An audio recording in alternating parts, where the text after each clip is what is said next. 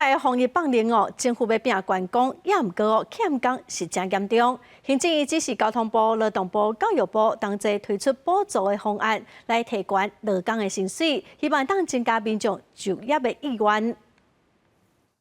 疫情后，真侪观光饭店业者爱讲找无人，欠工严重。有业者表示，知影有朋友要找饭店摒扫人员，薪水开3万高，比英国来讲悬袂少，也是找无人。毋是讲伊的薪水真正足贵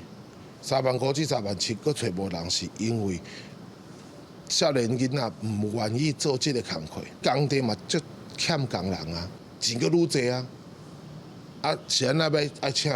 外籍的义工。针对观光饭店业咧欠工，政府嘛要斗找人。三大部会、交通部、劳动部、教育部嘛做伙设补助方案，像业者若伫4月初1开始，请到房间的摒扫人员做满6个月，业者就通以逐人逐月向政府申请5000块的补助金，相当申请一档。毋过，互员工的基本薪水，北部至少要有3万3，中南部、东部要有3万1。希望业者用比英国较好的薪资条件。稳定人才，透过这个机制的话，好伊去这个劳动力稳定性提高，袂讲现在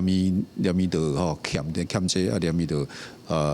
这个欠迄欠来欠去但你的业绩就会受影响。观光局表示，主要寻找这个时机，提高行业的薪资条件，大大培养人才。因为另外一部分，劳动部甲教育部就针对失业找头路，二度就业的妇女，佮有大学生的一场体检。若选做观光饭店业来做，符合期满的时间，嘛有个人的补助通领，上济通领13000块。3个部分计共补助4万人，希望伫旅游业将要来到hiệu率的大过，赶紧补充人力的缺口。记者梁文佳、桂林台北采访报道。